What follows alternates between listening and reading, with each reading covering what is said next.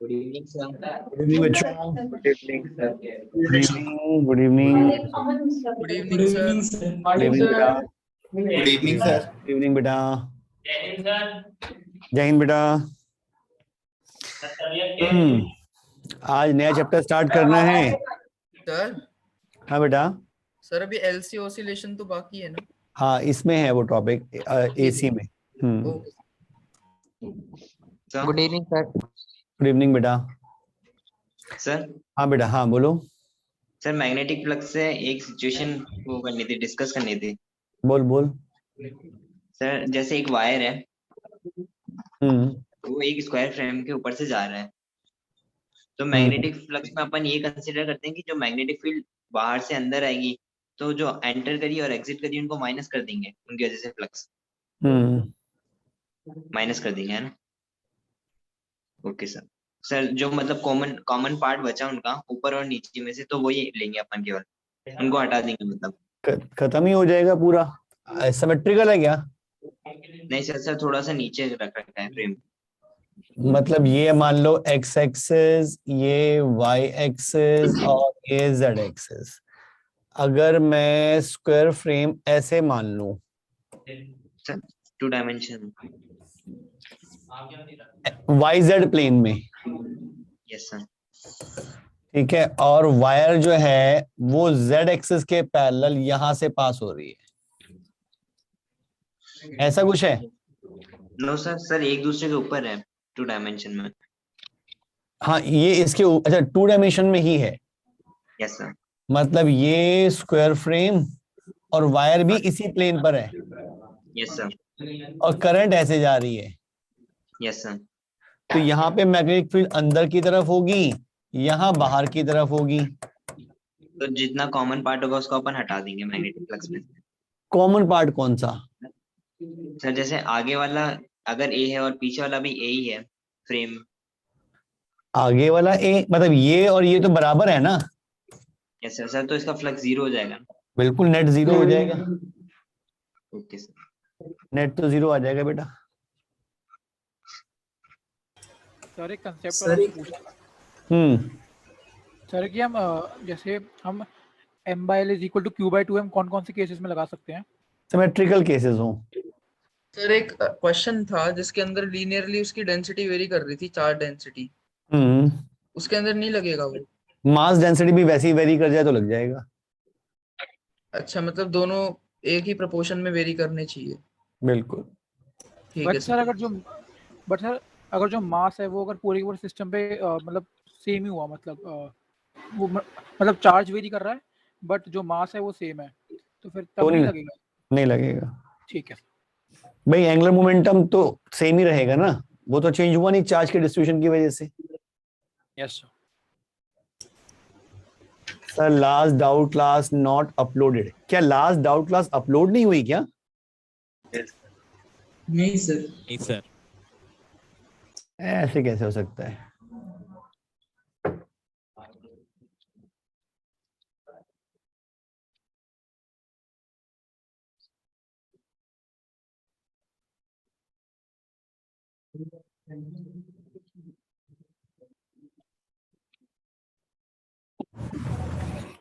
हाँ जी चेक कर रहे हैं वो। चलो आगे स्टार्ट करें अपने एक टॉपिक नया। Yes sir. सर बस एक कंफ्यूजन दूर करनी है। जो नीचे चली जा रही है रोटेट करने पर। ऐप टेक्निकल टीम को बोल कर ठीक करवा दीजिए। विक्रांत बेटा क्या कह रहे हैं? सर ऐप अपडेट होने के बाद स्क्रीन की वीडियो पूरी नीचे चली जा रही है। कह देता हूँ बेटा, चेक कर लेंगे वो।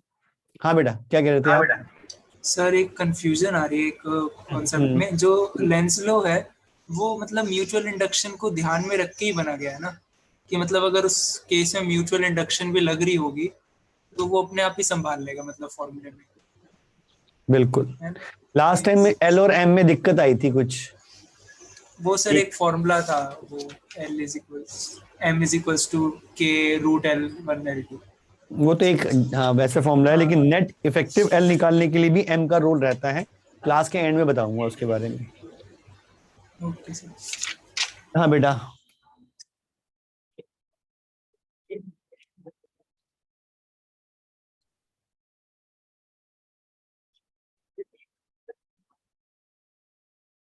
नहीं नहीं नहीं, मैंने ऐसा नहीं कहा था कि 2 पॉइंट के अक्रॉस, 2 पॉइंट बता रखे हैं कि इनके अक्रॉस निकालो तो निकाल सकते हैं, लेकिन मैं पूछूं कि वो इंड्यूस्ड ईएमएफ किन 2 पॉइंट के अक्रॉस है।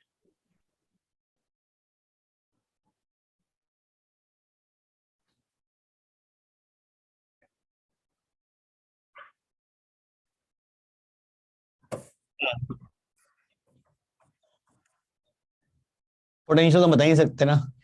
देख, ये रिंग है, radius R, magnetic field apply की, मैग्नेटिक फील्ड 2t से चेंज कर रहा हूं, इसमें कितना ईएमएफ, रेडियस भी मान ले 1 मीटर का है, इसमें कितना ईएमएफ इंड्यूस होगा? 2 pi R square into DB by D T, 2 pi volt. ये पोटेंशियल डिफरेंस हुआ। ये point A B C D E F G H I J, ये पोटेंशियल डिफरेंस किन पॉइंट्स के अक्रॉस है?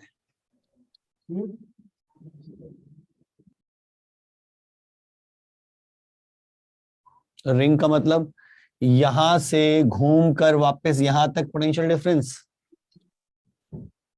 या यहां से घूमकर वापस यहां तक पोटेंशियल डिफरेंस, या यहां से घूमकर पूरे यहां तक पोटेंशियल डिफरेंस।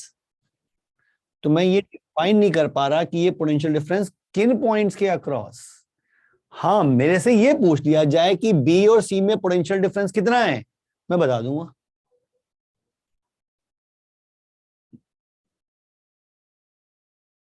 है ही नहीं, कंफर्म नहीं है। अगर पोटेंशियल पे होते तो इलेक्ट्रिक फील्ड किस बात।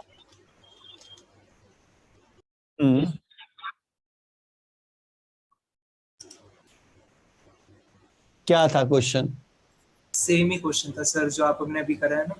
हाँ, ऑल पॉइंट्स ये बोल दिया था, उसमें क्या बोला? All points are at same potential, पूछा हुआ था हमसे ये। All points are at same potential नहीं, यस सर, उसमें नहीं, सही दे उसमें रखा है। राइट दे रहा था। नहीं, देखना पड़ेगा, गड़बड़ होगी कहीं। और सर डायमेट्रिकली अपोजिट एंड्स पे हाफ होगा। यहां से यहां तक, हाँ, इनमें पोटेंशियल डिफरेंस जो होगा वो इसका आधा हो जाएगा। यस भाई हम तो ये लिखेंगे, इस सर्कुलर है तो यूनिफॉर्म इलेक्ट्रिक फील्ड आ गई होगी एक, यस और वो इलेक्ट्रिक फील्ड जो होगी वो V अपॉन लेंथ यही होगी। इस इलेक्ट्रिक फील्ड के अकॉर्डिंग किन्हीं भी 2 पॉइंट्स के अक्रॉस आप पोटेंशियल डिफरेंस निकाल सकते हो। सर लेकिन उस क्वेश्चन में मतलब पूरे प्लेन में मैग्नेटिक फील्ड, ये सिलेंडर वाला केस नहीं था। हमेशा हम सिलेंडर वाला केस ही लेके चलेंगे, और कोई तरीका ही नहीं हमारे पास। कौन सा नंबर क्वेश्चन है? सर एक्सरसाइज 3 का 3rd क्वेश्चन। क्वेश्चन नंबर 3 है 3rd एक्सरसाइज का। यस सर, यस सर, बता दूंगा नेक्स्ट क्लास में, देख के बता दूंगा बेटा मैं। 3 का 3 लिंक भेजा तो था बेटा।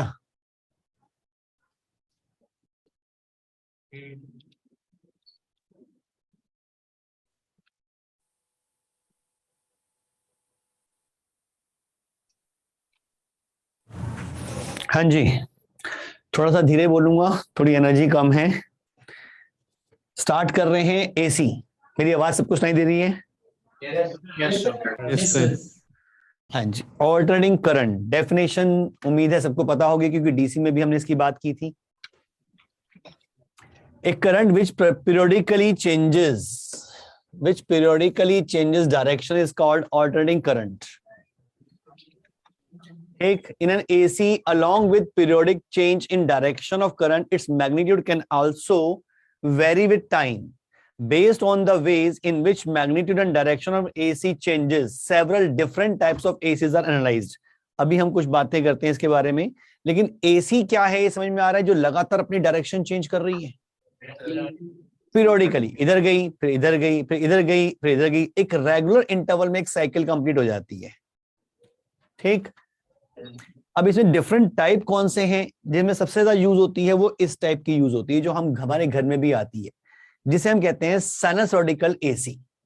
साइनसॉइडिकल AC The most common type of AC which is widely used in AC application is shown in figure, which varies with time according to sine function and it is called sinusoidal AC. ठीक, और इसकी equation जो है वो मैं इस तरह लिख सकता हूं. Yes sir. ये इस केस में है, इस केस में, लेकिन हमेशा ऐसा हो जरूरी नहीं. तो जर्नल हम लिख सकते हैं I is equals to I naught sine of omega T plus some phi initial phase. भाई ये 0 से t 0 पे 0 ना होकर, 0 से स्टार्ट ना होकर कहीं और से स्टार्ट हो रही होती तो इनिशियल फेज में कुछ और मान सकता हूं इसका, जैसे SHM में किया था. ठीक, इस इक्वेशन में जो I नॉट है this is called peak value of current.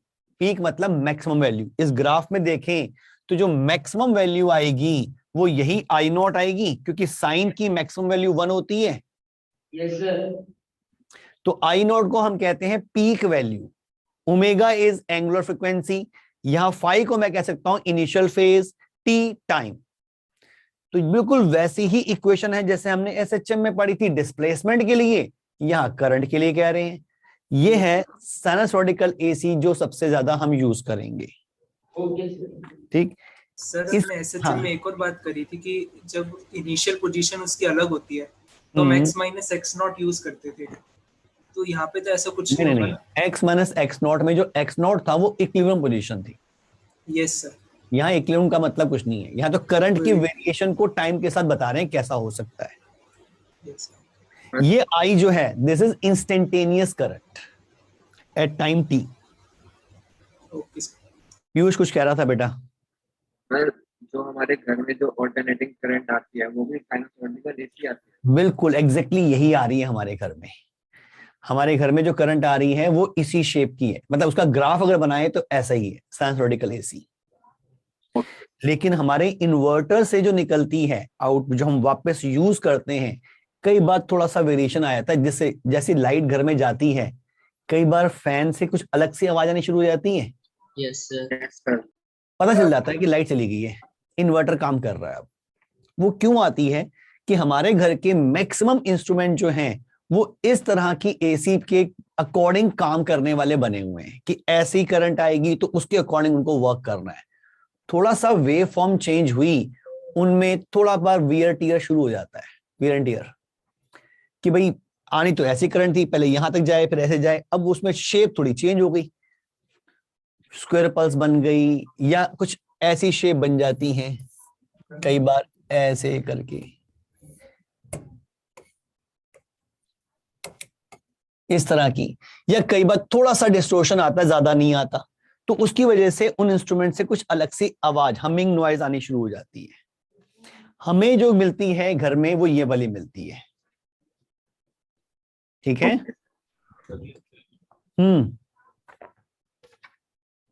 कोई कुछ पूछ रहा था? नहीं. कुछ और फॉर्म्स दे रखी हैं, जरूरत बहुत कम पड़ेगी मेन क्वेश्चन में. पहले दो जो टॉपिक पढ़ने हैं उनमें से वो कोई भी फॉर्म दे सकता है. पहले दो टॉपिक हमें पढ़ने हैं एवरेज वैल्यू के लिए और RMS वैल्यू के लिए. उसमें तो कैसी भी दे सकता है, लेकिन उसके आगे हमेशा हम साइनसॉइडल AC ही यूज करेंगे. स्क्वायर वेव की फॉर्म में हो सकती है, स्क्वायर पल्सेस जिसे हम कह सकते हैं.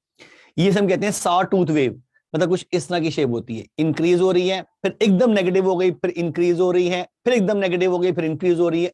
या फिर ट्रायंगुलर वेव बन सकती है, मतलब किसी भी शेप में बना सकते हैं कि रेगुलर इंटरवल के बाद वो चेंज होती रहे.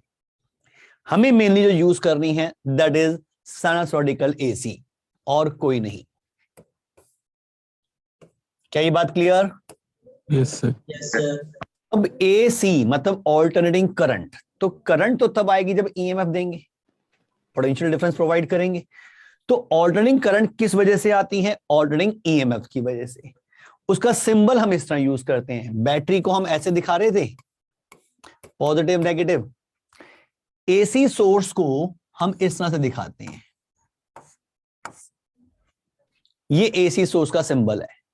तो जब ऑल्टरनेटिंग करंट हमें चाहिए I = I not sin omega t + phi की फॉर्म में, तो AC जो होगा मतलब ऑल्टरनेटिंग EMF जो होगा मैं उसको ऐसे लिख सकता हूं, सम कांस्टेंट डेल्टा, कुछ भी हो सकता है, वो इनिशियल फेज तो हो सकता है वो 0 हो। ये बात क्लियर है बेटा? Yes sir. ये सिंपल इक्वेशंस जो साइन कर्व के अकॉर्डिंग हैं लगभग वैसी ही चल रही हैं जैसे हमने एसएचएम में इक्वेशन पढ़ी थी, लेकिन यहाँ पे ये वैल्यू बता रही है। वो भी वहां पे भी अगर हम y की बात करें तो वो y भी डिस्प्लेसमेंट था, यानी कि y की इक्वेशन t की टर्म्स में थी। यहाँ पे हम करंट या ईएमएफ की वैल्यू बता रहे हैं in terms of time t। ये इंस्टेंटेनियस वैल्यू है, ये पीक वैल्यू है, ये एंगुलर फ्रीक्वेंसी और ये इनिशियल फेज। ठीक, इस चैप्टर में पहले 2 बेसिक टॉपिक जो हैं बहुत ही सिंपल हैं और उन पे बेस्ड क्वेश्चंस आते भी हैं। पहला आता है एवरेज वैल्यू और mean value of alternating current. पहले तो इसे समझे, इसका मतलब क्या है। ये डिफाइन तो की गई स्टार्टिंग में, लेकिन इसका यूज नहीं रह गया कुछ। ये हमें ऑल्टरनेटिंग करंट की सही पिक्चर शो नहीं कर पाई। हमने डिफाइन की, यूज करना शुरू किया, बेकार लगी, फिर हमने दूसरी डिफाइन की आरएमएस। सर लास्ट स्लाइड एक बार नोट करनी थी। वो नोट्स तो मिल जाएंगे। An alternating current is produced due to the alternating EMF and AC EMF is also changes direction. Sir तो बेसिकली ऑल्टरनेटिंग करंट मतलब वो करंट जो रुक रुक के आती है टाइप्स ऑफ। नहीं, मतलब समझ नहीं पा रहा मैं, होती क्या है वो? देख, करंट क्या होती है सर? एक चार्जेस का फ्लो। हाँ, ये वायर है मान ले, इसमें इसी डायरेक्शन में चार्जेस फ्लो किए जा रहे हैं, तो एक ही डायरेक्शन में करंट जा रही है। Yes sir. और करंट की वैल्यू क्या बताती है? रेट से फ्लो कर रहे हैं। कितने चार्जेस पर सेकंड। बिल्कुल, किसी एक क्रॉस सेक्शन से कितना चार्ज पर सेकंड फ्लो कर रहा है, that is value of current. ठीक, अब इसमें क्या हो रहा है कि करंट इधर जा रही है, पहले तेजी से, फिर स्पीड कम हुई, फिर वापस धीरे, फिर स्पीड ज्यादा तेज हुई, फिर कम हुई, रुकी, फिर वापस। यानी कि चार्जेस जो हैं वो इस तरह से आप कह सकते हो कि ऑसिलेट कर रहे हैं पूरे लूप क्लोज सर्किट बना दिया। रेजिस्टेंस है, बैटरी है, कुछ चीजें लगी हुई हैं इसमें, मतलब कुछ सोर्स लगा हुआ है जो करंट पास करवाएगा, जो ईएमएफ देगा, जिसकी वजह से करंट जाएगी। तो उसमें चार्जेस कैसे फ्लो कर रहे हैं? ऐसे। अब चार्ज इधर जाए या इधर जाए, चार्ज मूव कर रहा है मतलब करंट है, करंट है मतलब एनर्जी है। बस हम यहाँ पे करंट को इस तरह से चेंजेस कर रहे हैं, कह सकते हो कि चार्ज वाइब्रेट कर रहे हैं किसी पर्टिकुलर इंटरवल में। ओके सर 2 चीज पूछनी है। जो यहाँ पे मतलब जो हमारा ईएमएफ का वो होगा एंगुलर फ्रीक्वेंसी, और जो करंट की होगी वो सेम ही होगी ना हर बार? एंगुलर फ्रीक्वेंसी तो सेम ही रहेगी। और सर जो यहाँ पे फेज एंगल है, मतलब फेज है हमारा, उसका यहाँ पे क्या रोल है वो नहीं समझ में आ रहा है। अभी देखेंगे बेटा, जब हम डिफरेंट इंस्ट्रूमेंट्स को यूज करना सीखेंगे तब समझ में आएगा। अभी तो हमें कोई खास फर्क नहीं पड़ रहा। सर थोड़ा सा इसी का भी सिंबल बता सकते हो क्या? एक मिनट अभी अनिकेत बेटा, डीसी का सिंबल तो ये होता है, मतलब डायरेक्ट करंट के सोर्स का, और ऑल्टरनेटिंग करंट के सोर्स का ये। डायरेक्ट करंट का कोई सिंबल पड़ा है? करंट ही बताइए बस। तो ऐसी ऑल्टरनेटिंग करंट भी है, लेकिन जो सोर्स है उसके लिए हम सिंबल ऐसा यूज कर रहे हैं, मींस वो ऑल्टरनेटिंग करंट का सोर्स है, मींस ऑल्टरनेटिंग ईएमएफ प्रोवाइड कर रहा है। हाँ बेटा, पहले से बेटर है, लेकिन पूरी तरह से ठीक नहीं हूं अभी मैं, तभी मैं कह रहा हूं ज्यादा जोर से मैं बोल नहीं पाऊंगा। ये डायरेक्ट करंट का है। हाँ, कोई और बच्चा कुछ पूछ रहा था? सर इस इक्वेशन में सर फेज का मतलब क्या है? मतलब समझ नहीं पा रहा। फेज का मतलब, अभी फेज को भूल जाओ, अब इतना सोच के चलो कि आप एक सोर्स से करंट निकाल रहे हो, तो करंट जो चल रही है वो कुछ इस तरह से उसका ग्राफ बन रहा है, करंट का ग्राफ टाइम के साथ। ठीक, आपने करंट चल रही है, आपने t0 पर इस सिचुएशन को मान लिया, तो इसका इक्वेशन बनाओगे I = I0 sin ωt। हाँ सर। मान लो आप इसको t0 नहीं मानते, आप कहते हो ये करंट चल रही थी, जब सिचुएशन ऐसी वाली थी इसको मैंने t0 माना, तो मैं अब करंट की equation I = I0 sin ωt लिख दूं क्या? ये 0 नहीं है? नहीं सर। ऐसा कुछ लिखना पड़ेगा, कोई ना कोई तो लगाना पड़ेगा सिंबल साथ में। Yes sir. हाँ सर। तो मैंने कह दिया भाई इनिशियल फेज डेल्टा है। इनिशियल क्यों कह रहे हैं? अरे जिसको T0 में मान रहा हूं उसके अकॉर्डिंग, ठीक, और कुछ नहीं है फेज का मतलब ही। बाकी फेज का और मतलब हम आगे सीखेंगे जब हम फेजर डायग्राम समझेंगे तो। और सर ये जरूरी है कि फंक्शन में जो है सिर्फ वो साइन फंक्शन ही रहे, मतलब फंक्शन Cos। की जगह पे कोई दूसरा फंक्शन नहीं हो सकता? कॉस, साइन या कॉस दोनों को साइनसोइडिकल कहते हैं, दोनों का ग्राफ ऐसे ही बनता है। मतलब कि पीरियोडिक फंक्शन का होना जरूरी है? ऐसे तो tan x भी पीरियोडिक है, ऐसे तो sec x भी पीरियोडिक है, ऐसे तो cosec x भी पीरियोडिक है, लेकिन वो नहीं, साइनसोइडिकल AC। साइनसोइडिकल कर्व हम उन्हें कहते हैं जो साइन कर्व या कोसाइन कर्व के अकॉर्डिंग चलते हैं, tan cot sec cosec नहीं। Okay sir. सर सर अगर आई की इक्वेशन हम साइन में लिख रहे हैं तो ये मानकर चले ना कि ईएमएफ को भी हम साइन में लेकर चलेंगे, कॉस में ले ले, तेरी मर्जी।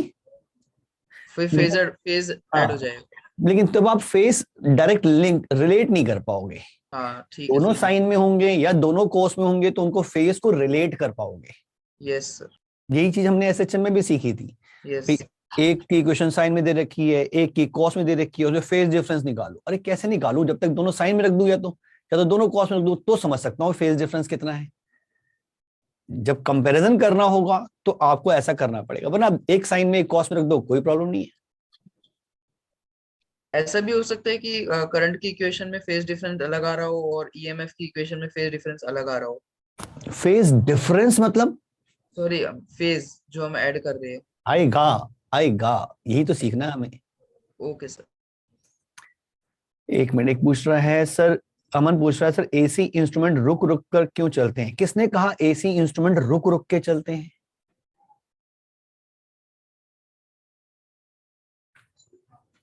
रुक रुक के मतलब क्या है, मेरे को ये समझाओ पहले तो।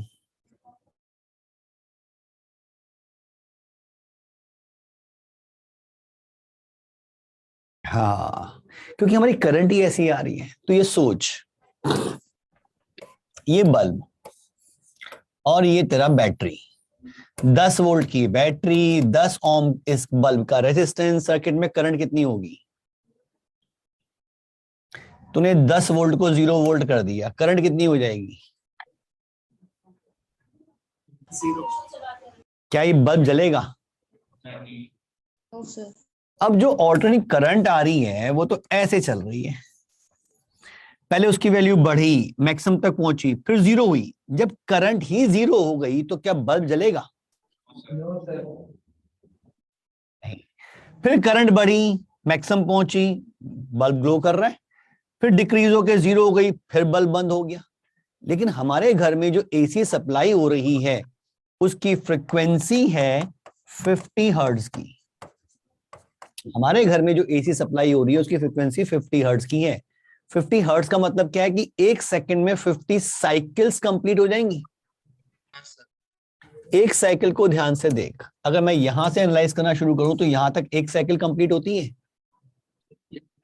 एक साइकिल में 2 बार करंट 0 हुई, यानी कि 2 बार वो बल्ब बंद हुआ। एक सेकंड में कितनी बार बंद हुआ होगा? 100 बार। एक सेकंड में 100 बार बल्ब बंद हुआ, 100 इंस्टेंट्स पे। लेकिन बाकी पूरे में यहाँ पे पूरा बल्ब ग्लो कर रहा है, यहाँ भी ग्लो कर रहा है, यहाँ भी ग्लो कर रहा है, हमें पता ही नहीं चलता कि वो बंद भी हुआ था। सर कई बार जैसे वीडियो में ट्यूबलाइट को रिकॉर्ड करो तो फ्लिकर करते ही नजर आती है। अगर आप, हाँ ऐसा कर सकते हो, अगर आप टीवी, वो रीजन अलग है, वो रीजन अलग है। ये किसका माइक ऑन है भाई? आवाज रिपीट हो रही है मेरी।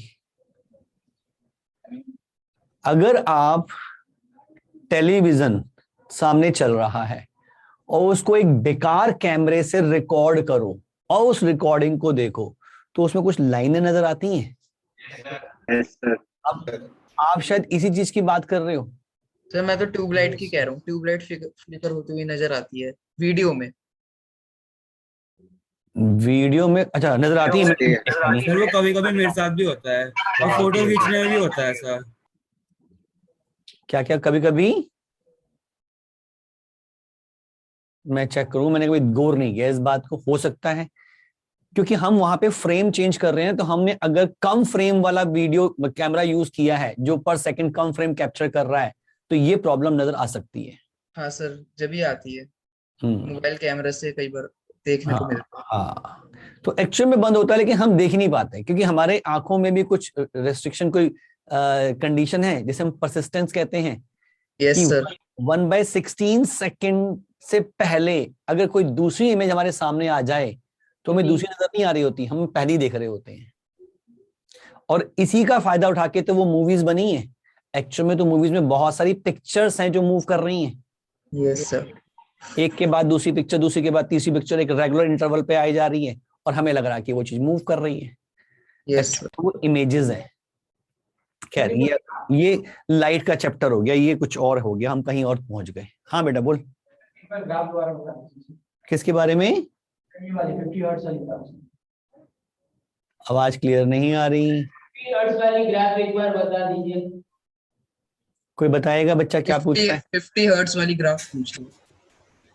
ये कह रहा है बेटा हमारे घर में जो लाइट, जो करंट इलेक्ट्रिसिटी जो प्रोड्यूस पास हो रही है आई, वो ऐसी ही शेप की हो रही है और उसकी फ्रीक्वेंसी जो है वो 50 हर्ट्ज की है। 50 हर्ट्ज का मतलब है 50 साइकिल्स पर सेकेंड, यानी कि यहां से यहां तक एक साइकिल है। ये एक साइकिल, ये दूसरी साइकिल, ये तीसरी साइकिल, ऐसे एक सेकंड में ऐसी 50 साइकिल्स कंप्लीट हो जाती हैं एसी की। तो ये 50 हर्ट्ज का मतलब समझ में आ रहा है बेटा? Yes sir. और जो I is equals to I naught sine omega T में हम जो ओमेगा यूज कर रहे हैं that is angular frequency which is 2 pi f। ये भी ध्यान रखना है, ये वही लिंकिंग है SHM के साथ। Okay sir. हम्म हम्म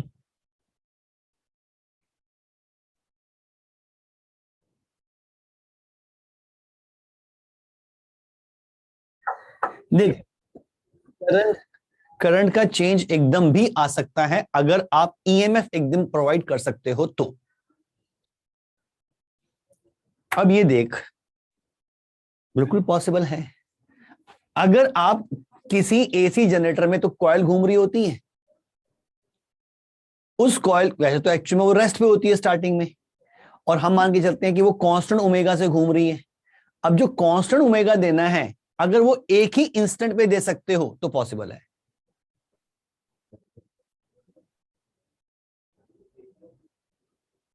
अब ये चीज प्रैक्टिकली सोचे तो एक कॉइल को घुमाना स्टार्ट करना है तो एकदम ओमेगा कैसे दे दें? थोड़ा बहुत तो एंगुलर एक्सप्रेशन देना ही पड़ेगा। ये वही सिचुएशन है जो काइनेमेटिक्स में सीखी थी। जैसे आप मान के चलते थे कि एक बॉडी, एक कार की इनिशियल वेलोसिटी 30 मीटर पर सेकंड है। अरे कार रुकी हुई है, एकदम 30 कैसे हो जाएगी? तो इनिशियल वेलोसिटी का मतलब क्या हुआ?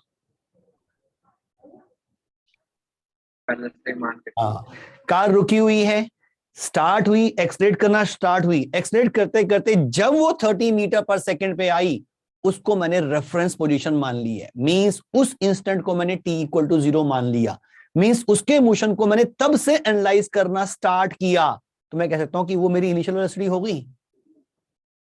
सेम ऐसे ही है, करंट चल रही है, स्टार्ट तो 0 से की होगी भाई, पहले तो करंट थी नहीं, लेकिन जब वो करंट चल रही है किस इंस्टेंट पे मैंने उसको एनालाइज करना स्टार्ट किया उसको मैंने t0 माना।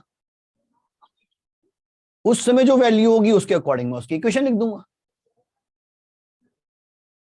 ठीक है सर, एसी में करंट ट्रेवल करेगा या फिर वो चार्ज अपनी मीन पोजीशन पे ऑसिलेट करेगा? आप कह सकते हो बेटा वो अपनी मीन पोजीशन पे ऑसिलेट ही कर रहा है, लेकिन बड़े हो सकता है एम्पलीट्यूड के साथ कर रहा हूं। मींस मैं किसी छोटे से इंटरवल की बात करूं तो मुझे चार्ज मूव करता हुआ इफेक्टिवली चार्ज का डिस्प्लेसमेंट नजर आएगा। मैं ऐसा नहीं कह सकता कि जो थर्मल एनर्जी वाला पार्ट था वो होगा, ऐसा नहीं। ठीक सिद्धांत?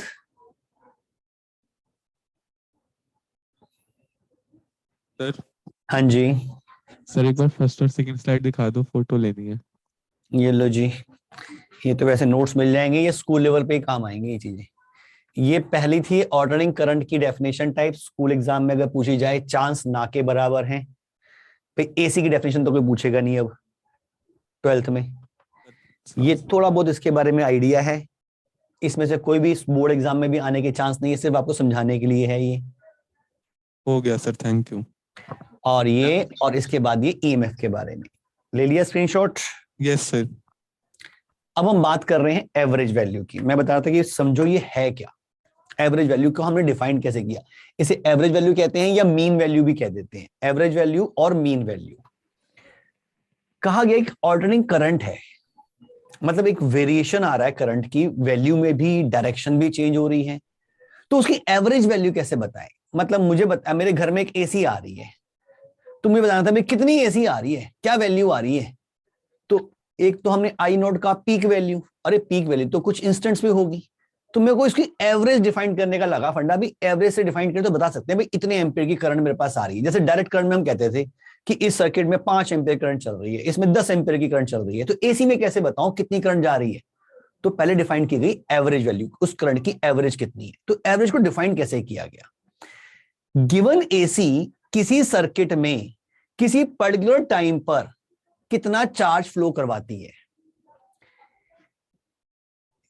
गिवन एसी किसी पर्टिकुलर सर्किट में किसी पर्टिकुलर टाइम में कितना चार्ज फ्लो कराती है, उतना ही चार्ज उतने ही टाइम में फ्लो कराने के लिए अगर मैं कोई कांस्टेंट करंट यूज कर लूं, तो उस कांस्टेंट करंट को मैं उसकी एवरेज करंट कह दूंगा। तो ये एवरेज करंट क्या डिफाइन की गई, समझ में आ रहा है? Yes sir. फिर समझ ले बेटा, फिर समझ। एसी की फ्रिक्वेंसी 50 हर्ट्ज ही होती है या ज्यादा भी होती है? बेटा अलग अलग कंट्री में अलग अलग है, हमारे यहाँ पे 50 है, शायद यूएस में 60 है। हमारे यहाँ पे मैक्सिमम वोल्टेज जो हम प्रोवाइड करते हैं, एवरेज वोल्टेज जो हम प्रोवाइड करते हैं वो 220 वोल्ट है, वहां पे 110 वोल्ट है। कंट्री टू कंट्री वेरी कर सकता है। बिल्कुल इंस्ट्रूमेंट उसी के अकॉर्डिंग बनाए जाते हैं।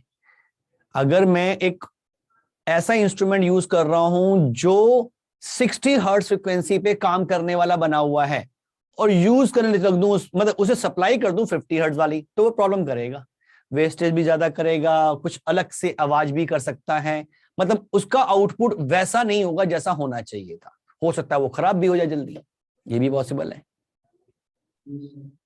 ठीक है, एवरेज की डेफिनेशन फिर सुन लो। एक गिवन करंट, एक गिवन ऑल्टरनेटिंग करंट किसी पर्टिकुलर सर्किट में जितना चार्ज फ्लो करवा पा रही है किसी पर्टिकुलर टाइम में, उतने ही टाइम में उतना ही चार्ज फ्लो कराने के लिए जो हम कांस्टेंट करंट ले लें, तो उस कांस्टेंट करंट को मैं कह सकता हूं कि उस एसी की वो एवरेज है, मींस चार्ज के टर्म्स में उसका इक्विवेलेंट काम कर रही है। डेफिनेशन आ सकती है बोर्ड एग्जाम में, आप नोट कर सकते हो। The average value of an alternating current in a given time is equal to that steady or direct current due to which through a circuit branch same amount of charge is passed which passes due to the given alternating in the same time to the same circuit। क्या ये definition समझ में आ रही है? Yes, मतलब हम current को तो ऐसे सोच रहे थे कि चार्ज का फ्लो करंट कह रहे थे, तो उसी की लॉजिक से हमने एवरेज करंट भी डिफाइन की। लेकिन इससे प्रॉब्लम क्या आई, अभी इसको भी एनालाइज करेंगे कि भाई हमने कहा कि चार्ज की टर्म्स, चार्ज का फ्लो मतलब करंट था, तो हमने कहा कि ये करंट जो भी हमें करंट दे रखी है जिसका मैग्नीट्यूड वेरी कर रहा है, तो इस करंट ने कितना चार्ज फ्लो कराया किसी पर्टिकुलर सर्किट में किसी पर्टिकुलर टाइम में, उतने ही टाइम में उतना ही चार्ज फ्लो कराने के लिए अगर मैं एक कांस्टेंट करंट मान लूं तो मैं उस कांस्टेंट करंट को एवरेज करंट कह देता हूं। तो डेफिनेशन तो लॉजिकली समझ में आ रही है, ठीक है, ऐसे होनी चाहिए। क्या ये बात क्लियर है? Yes sir.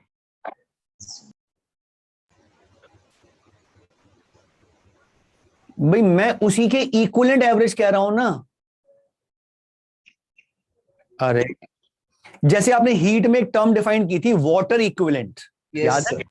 क्या मतलब था उसका वाटर इक्विवेलेंट का? उसकी हीट कैपेसिटी इतने मास वाटर के इक्वल है। मास के ऊपर डिपेंड करता है। हाँ, मतलब किसी बॉडी की अगर मुझे किसी बॉडी का अगर मुझे वाटर इक्विवेलेंट कहना है, और वो मैं कहता हूं वाटर इक्विवेलेंट सपोज 2.5 केजी का है, मान लो मैं ऐसा कहता हूं कि एक बॉडी है जिसका वाटर इक्विवेलेंट 2.5 केजी का है, तो मैं कह सकता हूं कि हीट की टर्म्स में ये दोनों बिल्कुल सेम है। इसको मैं 10 कैलोरी हीट देता हूं और इसका टेम्परेचर 2 डिग्री सेंटीग्रेड बढ़ जाता है, इसको भी 10 कैलोरी हीट देता हूं, इसका टेम्परेचर भी 2 डिग्री सेंटीग्रेड बढ़ जाता है। तो इसका मतलब ये दोनों टर्म्स, ये दोनों ऑब्जेक्ट जो हैं, ये दोनों टर्मिनोलॉजी जो है, ये इक्विवेलेंट है इन टर्म्स ऑफ हीट, ऐसा कह सकता हूं। इसी तरह से हमने करंट में कहा, भाई एक करंट है जो आर्बिट बढ़ रही है, कम हो रही है, इसकी वैल्यू बढ़ रही है, मींस ज्यादा चार्ज तेजी से जा रहा है, फिर धीरे जा रहा है, फिर तेजी से जा रहा है, फिर धीरे जा रहा है, ऐसे वेरी कर रही है। अब मैं करंट कितनी बताऊं, लगातार वेरी करती जा रही है इसकी वैल्यू, तो मैंने एक एवरेज वैल्यू डिफाइन की कि इस करंट ने कितना चार्ज फ्लो करा दिया एक पर्टिकुलर टाइम इंटरवल में, उतना ही चार्ज मुझे भी फ्लो कराना है, उतने ही टाइम में कराना है, लेकिन मैं कांस्टेंट करंट पास करना चाहता हूं, 1 एम्पियर या 2 एम्पियर या 3 एम्पियर। मान लो 3 एम्पियर पास करके उतने टाइम में उतना ही चार्ज फ्लो करा दिया, तो मैं कह सकता हूं कि गिवन करंट जो भी वेरिएबल थी उसकी इक्विवेलेंट ये 3 एम्पियर वाली करंट है। तो मैं उस 3 एम्पियर को उसकी एवरेज वैल्यू कह रहा हूं। क्या समझ पाए? सर इसमें एक बात है, अगर हम जो चेक कर रहे हैं कि अमाउंट कितना फ्लो हो रहा है, अगर वो हम मतलब कर्व के अबव वाले पार्ट में कर रहे हैं जहाँ पे उस वक्त करंट का एम्पलीट्यूड ज्यादा है, उस वक्त तो वो ज्यादा चार्ज फ्लो कर जाएगा उतने टाइम में, और सपोज हमने नीचे से एम्पलीट्यूड तक गए तो उसमें थोड़ा कम फ्लो करेगा, मतलब जो भी डिपेंड करेगा जैसे भी इक्वेशन हो। तो उससे हम एवरेज कैसे डिफाइन करते हैं? एवरेज तो हम बड़े साइकिल की करेंगे ना, अब 1 सेकंड में 50 साइकिल कंप्लीट हो जाती है। हाँ सही बात है। एवरेज 1-2 सेकंड के लिए तो करेंगे नहीं, हम कहेंगे भाई आधे घंटे के लिए एवरेज करंट ये है, ऐसा कहना चाहिए हमें। Yes sir. और यही रीजन है कि ये अभी समझ में आ जाएगा कि हमने क्यों छोड़ दिया इसको, ये सही पिक्चर हमें दिखाई नहीं पा रही, करंट की सही पिक्चर नहीं दिखा पा रही। अभी ये कुछ ऐसा बोलना चाहता है कि हमारे पास में एसी सोर्स दे रखा है, उसमें से पोटेंशियल डिफरेंस है, उसकी वजह से करंट है किसी सर्किट में, और हमने एसी सोर्स को रिप्लेस करके डीसी सोर्स रख दिया, और उससे जो फिर जो करंट आ रही है सर्किट में उसको हमने एवरेज के इक्विवेलेंट बता दिया। बिल्कुल है तो यही, लेकिन ये कह रहा है, लक्ष्य जो कह रहा है वो ये कह रहा है, जो मैं समझ पा रहा हूं कि करंट ऐसे जा रही है, वो कह रहा है कि अगर टाइम इंटरवल में यहां से यहां तक का ले लूं तो एवरेज कुछ और निकलेगी, यहां से यहां तक का ले लूं तो एवरेज कुछ और निकलेगी। क्या लक्ष्य यही कह रहे हो? Yes sir. हाँ बिल्कुल निकलेगी, पर मैं इतने छोटे से इंटरवल के लिए एवरेज डिफाइन करके करूंगा क्या? हाँ सर, अरे एक सेकंड में तो 50 साइकिल कंप्लीट हो जाती है, तो ये तो 1/100 सेकंड का इंटरवल तो यहां से यहां तक का ही है, और उससे भी छोटे इंटरवल के लिए मैं बात करूं, क्यों करूं, जरूरत क्या है? अभी तो हम एवरेज के बेसिक पे नहीं जाते, अभी सिर्फ एवरेज कैलकुलेट करना सीखते हैं पहले कि एवरेज की वैल्यू निकालते कैसे हैं। हाँ बेटा। सर जैसे कि आपने बताया कि हम ना एक पर्टिकुलर टाइम पे कांस्टेंट करंट मान लेते हैं, तो पर एक्चुअल में तो हर पॉइंट पे करंट चेंज ही हो रहा है ना, कहीं पे पीक पे है, कहीं पे मतलब कहीं पे ज्यादा, कहीं पे कम, तो हम ये तो कह सकते हैं ना कि सर फ्लक्स चेंज हो रहा है। देख, अगर मैं कहूं ये ऐसे कुछ बॉडी मूव कर रही है, ये वेलोसिटी और ये टाइम का ग्राफ है, किसी बॉडी की वेलोसिटी इस तरह चेंज हो रही है टाइम के साथ, आर्बिट चेंज चल रही है, मुझे इसकी एवरेज वेलोसिटी निकालनी है। क्या करते हो कि इस वेरिएबल वेलोसिटी की वजह से बॉडी ने कितना डिस्प्लेसमेंट ट्रेवल किया वो निकालते हैं, उतना ही डिस्प्लेसमेंट उतने ही टाइम में कवर करने के लिए जो कांस्टेंट वेलोसिटी होगी उसे एवरेज कहते हैं। तो मेरा क्वेश्चन तो ये है कि सर अगर करंट को हम एवरेज मान लें वो तो कोई दिक्कत नहीं है, बट एक्चुअल में तो उसका तो सर करंट चेंज हो रहा है ना, तो अगर हम रियल में देखें तो कहीं पे ज्यादा, कहीं पे कम हो रहा है, तो उसका तो सर फ्लक्स चेंज हो रहा है ना। उसका क्या चेंज हो रहा है? Flux. Flux? Yes sir, flux change हो रहा है ना सर, करंट चेंज हो रहा है। हाँ तो टाइम पे तो उसके सर कुछ साइड इफेक्ट्स या फिर कुछ बेनिफिट्स भी तो हमें मिलते होंगे ना। क्या बेनिफिट मिलेगा बताओ?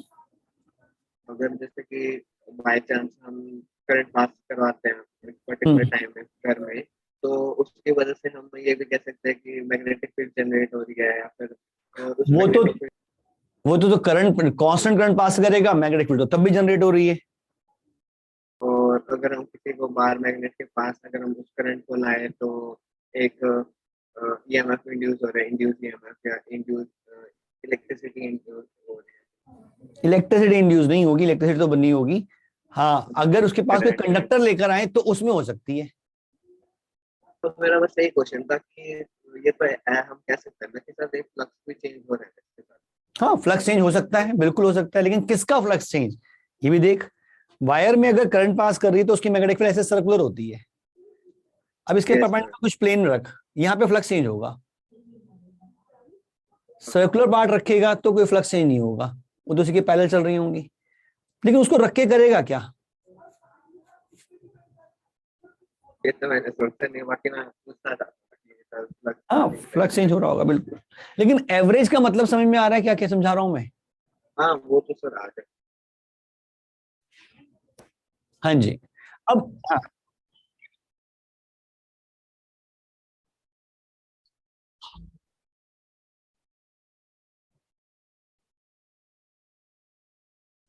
होता रहेगा अगर आप एक सिंगल वायर उसके पास रखते हो। जनरली घरों में जो सर्किट होते हैं उसमें ऐसा नहीं होता, या तो ट्विस्टेड पेयर चल रहे होते हैं या फिर कोएक्सियल केबल चल रही होती है। ट्विस्टेड पेयर कहो या कोएक्सियल केबल कहो, मींस एक से करंट जा रही है तो एक से आ रही है, सर्किट क्लोज होता है हमेशा। आपको कहीं एक बल्ब लगाना हो, आपके घर में यहाँ पे कहीं बल्ब लगाना है और यहाँ पे सोर्स है, तो आप दो वायर्स लेके जाते हो, एक इधर लग रही होती है उसके साथ ही चल रही होती है, या तो ट्विस्ट होती हुई रेड ब्लैक ट्विस्ट होती हुई, या कोएक्सियल केबल होती है। यानी कि अगर किसी इंस्टेंट पे यहां करंट जा रही है तो यहां से आ रही होगी, और यहां से जा रही है तो यहां से आ रही होगी। क्या यूज करोगे उसका? नेट फ्लक्स तो जीरो कर देगा वो। एक इस तरफ मैग्नेटिक बना रहा है, एक इस तरफ मैग्नेटिक फील्ड बना रहा है, एक इस तरफ मैग्नेटिक फील्ड बना रहा है, नेट तो जीरो ही देगा जब फ्लक्स ही उस। हाँ, ऐसा कर सकते हो भी, एक सिंगल वायर लेकर जाओ बल्ब तक, और जो उसे वापस आनी है वो कहीं दूर से घुमा कर ले आओ सोर्स तक। अब रख दो यहाँ पे निडल, डिफ्लेक्शन आना शुरू हो जाएगा। या फिर कोई लूप रख दो इसके परपेंडिकुलर और उसमें डिटेक्ट करना शुरू कर दो गैलोमीटर से, डिफ्लेक्शन आना शुरू हो जाएगा। लेकिन वो आप वो देख नहीं पाओगे, इतनी तेजी से होगा वो। 1 सेकंड में 100 बार डायरेक्शन चेंज कर रही है, कभी करंट इधर कभी इधर कभी इधर। बेचारी निडल तो घूम ही नहीं पड़ेगी, वो तो मैकेनिकल पार्ट है निडल का घूमना। वो 1 सेकंड में 100 बार ऑसिलेट कर लेगी? नहीं, वो वहीं पड़ी रहेगी जीरो पे, हिल भी नहीं पाएगी वो अलग चीज आ गई। तुम कहां करंट में अभी मैग्नेटिक फील्ड मत घुमाओ, अभी उसकी जरूरत नहीं है।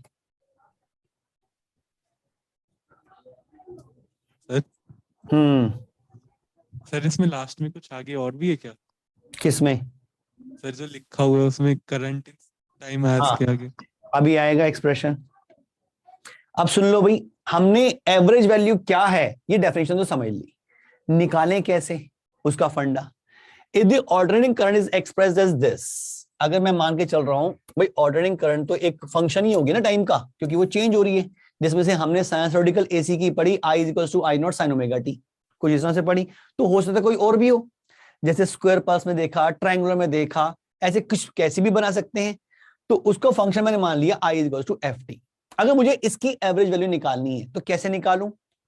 वो इस मेथड से देखो, ये वाला पार्ट ध्यान से देखो, ये चार्ज देगा कि t टाइम में कितना चार्ज फ्लो करा दिया इसने,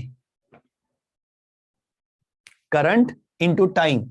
यह बेटर है कि मैं इसको हटाकर आपको जनरल बता दूं तो इजी रहेगा आपके लिए। ये मत लिखना, ये आपको कंफ्यूज कर सकता है। आप इसको इस तरह से लिखो कि एवरेज करंट निकालूं कैसे। तो मैंने मान लिया भाई मेरे पास कोई करंट है, ऑल्टरनेटिंग करंट I, जो टाइम के साथ वेरी कर रही है। तो इस करंट की वजह से किसी पर्टिकुलर सर्किट में कितना चार्ज फ्लो किया होगा किसी पर्टिकुलर टाइम में, वो I dt का इंटीग्रेशन हो जाएगा 0 से किसी टाइम t तक। क्या ये चार्ज देगा? Yes sir. Yes sir. इतना ही चार्ज अगर मुझे कांस्टेंट करंट मान लेता हूं, वो कांस्टेंट करंट आई एवरेज है, अगर ये कांस्टेंट करंट मैं टी टाइम के लिए ही पास करूं तो चार्ज इतना फ्लो करेगा? Yes sir. यानी कि ये कांस्टेंट करंट टी टाइम में जितना चार्ज फ्लो कर रही है, ये वेरिएबल करंट उतने ही टाइम में उतना ही चार्ज फ्लो करे, तभी इस कांस्टेंट करंट को मैं एवरेज करंट कह सकता हूं, दोनों चार्जेस को इक्वेट करके। Yes, तो आई एवरेज की वैल्यू मैं कह सकता हूं 0 to t I D T का इंटीग्रेशन अपॉन कैपिटल टी के इक्वल आ जाएगा। बेसिक लॉजिक कि गिवन ऑल्टरनेटिंग करंट ने कितना चार्ज फ्लो करवाया किसी पर्टिकुलर टाइम में, उतना ही चार्ज उतने ही टाइम में पास कराने के लिए जो मेरे को कांस्टेंट करंट लेनी है उसको एवरेज करंट कहूंगा। क्या ये फंडा सबको क्लियर है? सर इसमें भी एक चीज पूछनी है, जैसे बोलो। इंटीग्रेशन वाला पार्ट है, सपोज साइनसॉइडल वेव ही है तो इंटीग्रेशन में तो एरिया डिडक्ट हो जाएगा, बिल्कुल तो होगा। कितनी लंबी साइकिल ले, जो बाद का इंस्टेंट बचेगा सिर्फ वही रह जाएगा। बिल्कुल। और अगर हमने एग्जैक्ट 50 साइकिल्स पे ही खत्म कर दिया तो 0 ही आ जाएगा आंसर। बिल्कुल, मैं अभी उसी पे आ रहा हूं, इसीलिए हमने एवरेज करंट को यूज करना बंद कर दिया, यही रीजन है वो। इसी की निकालते हैं, समझ में आ जाएगी। ये हमें एक ऑर्डिनरी करंट दे रखी है, इसकी इक्वेशन है I is equals to I naught sine omega T.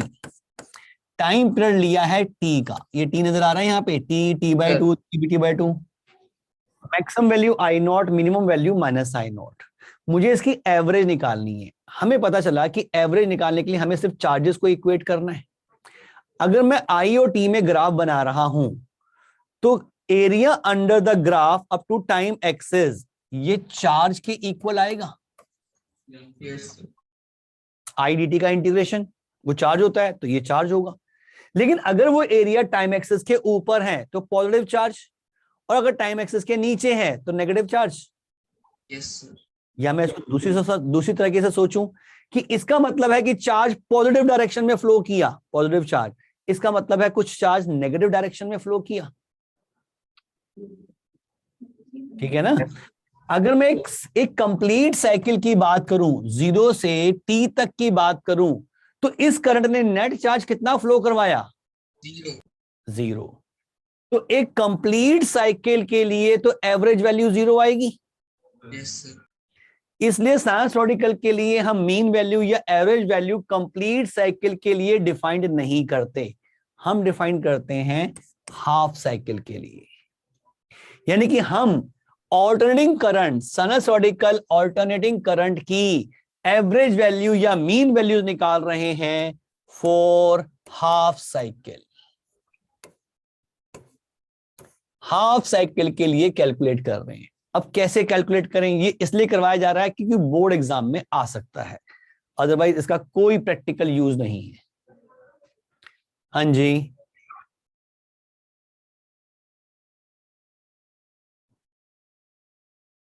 कहीं भी ले लो, हमें तो वैल्यू की बात कर रहे हैं।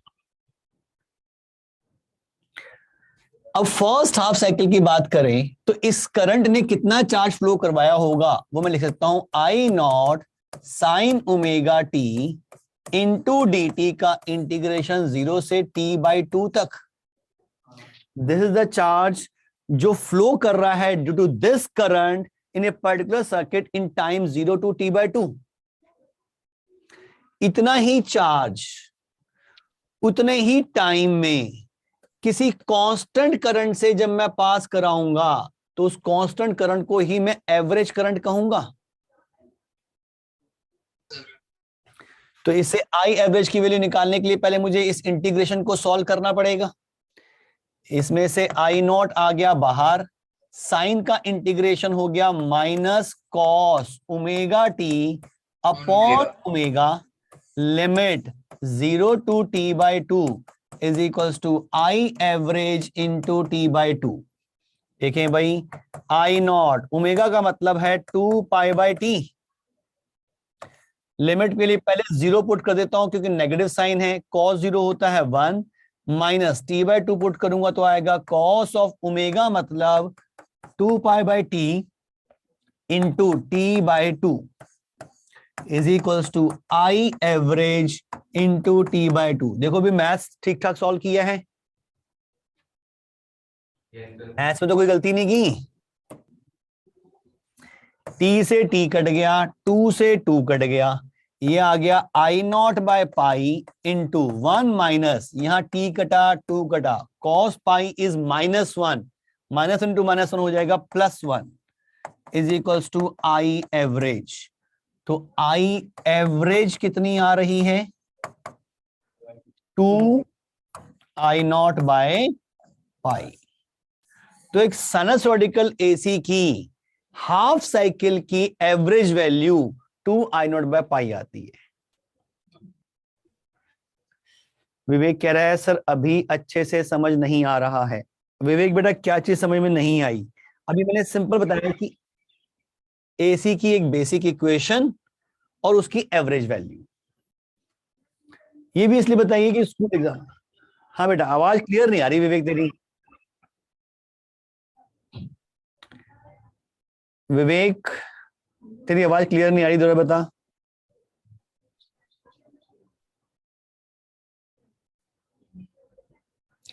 सर आ रहा है अब समझ। अच्छा जी चलो बढ़िया है कि ये आई एवरेज कैसे निकाली, क्लियर है? Yes sir. तो इसी लॉजिक से कहीं भी एवरेज वैल्यू पूछी जाए निकाल सकते हो। Yes sir. एक सिंपल सा केस देता हूं आपको। सर हाँ बेटा। सर एक चीज ना इमेजिन नहीं हो रही, जैसे आपने कहा कि जैसे टी टाइम के बाद जो नेट चार्ज फ्लो होगा वो 0 हो जाएगा सर, तो ये चीज तो करंट जाती कैसे है फिर किसी करंट का मतलब क्या है? अच्छा करंट जब डीसी करंट ली थी तो वो करंट क्या थी, उसमें करंट कहां जाती है? सर किसी भी क्रॉस सेक्शन से एक टी टाइम में इतना चार्ज फ्लो कर रहा है उसको हम वहां पे करंट, उसमें चार्ज लगातार ऐसे फ्लो किए जा रहा है लेकिन चार्ज कहीं गायब हो रहा है? नहीं सर। या इससे कहीं निकल रहा है या यहां से कहीं बाहर से कहीं आ रहा है? तो बैटरी दे रही है एंड देन बैटरी में दे क्या रही है? बैटरी जितना दे रही है उतना ले भी रही है। हाँ सर। तो चार्ज फ्लो कर रहा है, चार्ज के फ्लो को ही करंट कह रहे हैं। Yes sir. ठीक है एक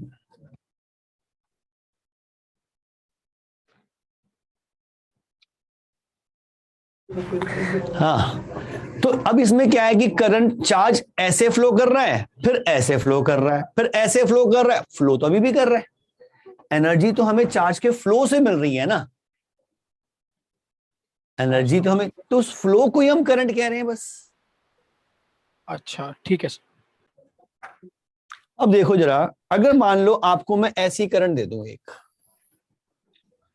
इस एक्सिस पे है करंट और इस एक्सिस पे टाइम, और मैं कहता हूं उसका ग्राफ इस तरह से बन रहा है, स्क्वायर वेव जो था।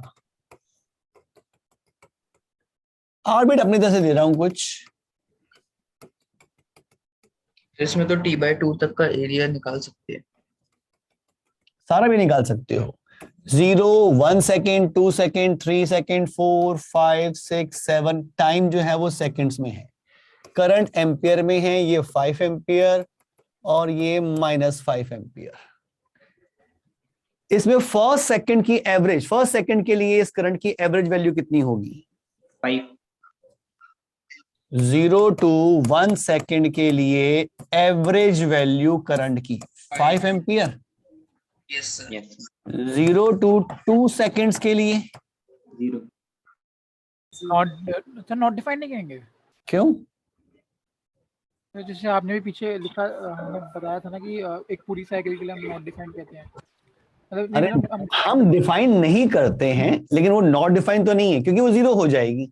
हम कहते हैं, अगर हमसे पूछा जाए कि हमारे घर में जो एसी आ रही है, साइनसॉइडिकल एसी, उसकी एवरेज वैल्यू बताओ, और कोई पीरियड नहीं बता रखा, तो आप हमेशा उसकी हाफ साइकिल का बताओगे। लेकिन आपसे स्पेशली पूछा गया कि 0 से 2 सेकंड के लिए एवरेज वैल्यू बताओ, तो एवरेज वैल्यू का मतलब है कि इस करंट ने कितना चार्ज फ्लो करा दिया, कितने टाइम में, उतने टाइम में उतना ही चार्ज फ्लो कराने के लिए जो कांस्टेंट करंट चाहिए उसे एवरेज कहूंगा। ठीक है सर। इसने क्या किया भाई, जितना पॉजिटिव कराया उतना नेगेटिव कराया, तो इसने तो चार्ज ही 0 पास कराया। अब मुझे 0 चार्ज पास कराना है, तो मुझे कितनी करंट चाहिए? 0 चाहिए। ठीक है सर। अगर मैं 0 to 3 सेकंड के लिए एवरेज निकालूं तो कितना आएगा? 5/3 5 नहीं आएगा, 5/3 +5 -5 +5 नेट चार्ज फ्लो किया 5 कूलम। कितने टाइम में? 3 सेकंड। एवरेज 5/3 की हो गई।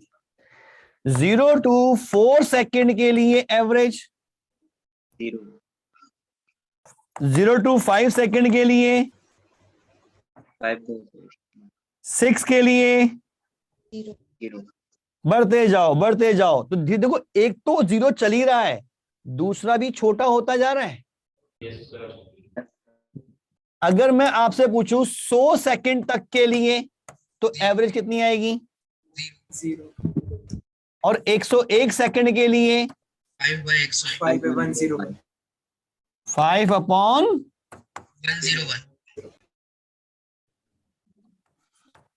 बहुत छोटी हो गई। 101 सेकंड का मतलब इसमें 101/2 सेकंड 50.5 सेकंड तो हुई यहां तक। अब अगर मैं साइनसॉइडिकल एसी से कंपेयर करूं तो 1 सेकंड में 50 सेकंड्स कंप्लीट होती हैं। Yes sir. उस साइनसॉइडिकल एसी के लिए अगर मैं 5 मिनट की एवरेज करंट निकालना चाहूं तो मुझे तो कुछ मिलेगा ही नहीं, 0 आ जाएगा लगभग।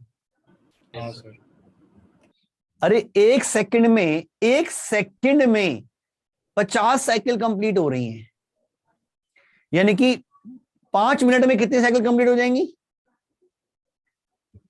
50 इंटू 300, बहुत बड़ा नंबर हो गया।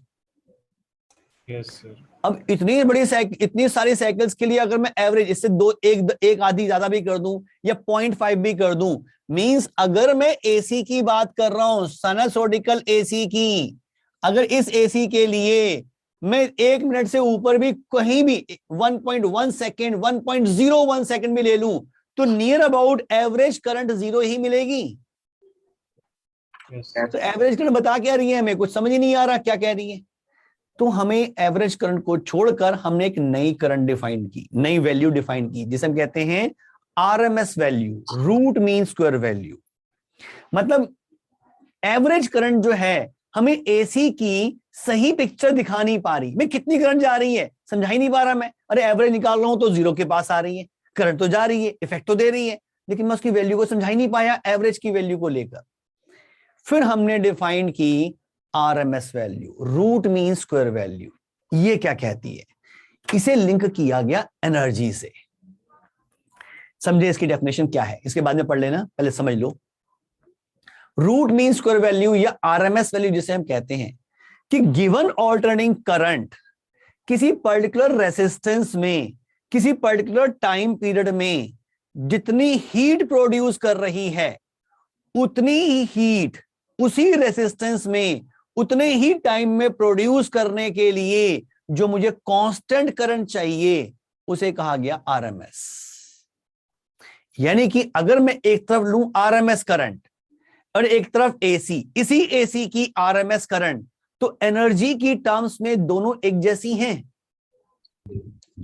Yes sir. जितनी हीट ये प्रोड्यूस कर रही है उतनी हीट वो भी प्रोड्यूस कर रही है। क्या ये बात समझ में आ रही है? Yes sir. अब डेफिनेशन सुन लो भाई। Theoretically, this RMS value is defined as steady constant current when passes through a given resistor produce the same amount of heat in a given duration, which is produced by the given alternating current when passed through the same resistor in the same time duration. उसका formula ये मिलता है, रटने की जरूरत नहीं है, अभी समझ में आ जाएगा ये कहां से आया। और इसी फॉर्म के अकॉर्डिंग इसको रूट मीन स्क्वायर कहते हैं कि पहले स्क्वायरिंग की, फिर उसका हमने मीन निकाला, स्क्वायर किया, फिर उसका मीन निकाला और फिर उसका अंडर रूट किया। तो रूट मीन स्क्वायर नाम इसलिए दिया गया है, लेकिन एक्चुअल में हम क्या कर रहे हैं, हीट इक्वेट कर रहे हैं, एनर्जी इक्वेट कर रहे हैं। क्या ये क्लियर है? डेफिनेशन क्लियर है क्या? Yes, sir. यानी कि एवरेज करंट, हाँ पीयूष कुछ पूछ रहा था। सर हीट को हम इक्वेट कर रहे हैं, लेकिन मतलब पार्ट थोड़ा सा देख, करंट इधर जाए या इधर जाए रेसिस्टेंस में, हीट ने तो प्रोड्यूस ही होना है, हीट रिवर्स नहीं हो रही। चार्ज में क्या था, करंट इधर थी तो मैंने कहा ये पॉजिटिव चार्ज फ्लो किया, करंट इधर गई, अरे चार्ज तो नेगेटिव हो गया। तो एवरेज वैल्यू जो है मुझे सही पिक्चर दिखा नहीं पा रही उस करंट की, मैं कैसे बताऊं भी कितनी करंट जा रही है मेरे घर में, इसलिए हमने एनर्जी को इक्वेट किया। हीट मतलब एनर्जी की एक फॉर्म है। तो अब क्या किया गया, आरएमएस वैल्यू साइंसोटिकल एसी की हम निकालते हैं, उससे और क्लियर हो जाएगा कि भाई मेरे पास, ये लो जी,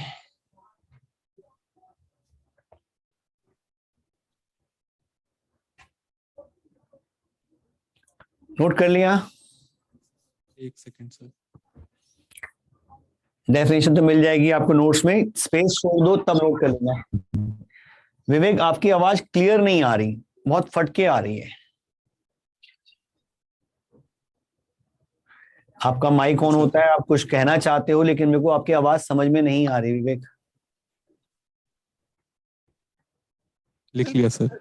सर लास्ट वाले मेथड में जो हमें प्रॉब्लम आ रही थी, एक बार वो वापस बता दोगे?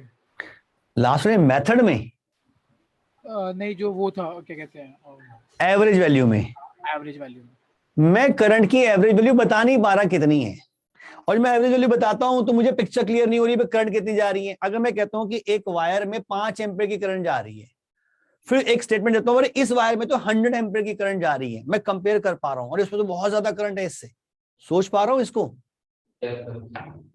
अब मैंने दोनों में एसी पास कर दी, चल रही है, मैंने कहा इसमें एसी कितनी, अरे नियर अबाउट 0 एम्पीयर, उसमें एसी कितनी, एवरेज वैल्यू वो भी 0 एम्पीयर ही आ रही है।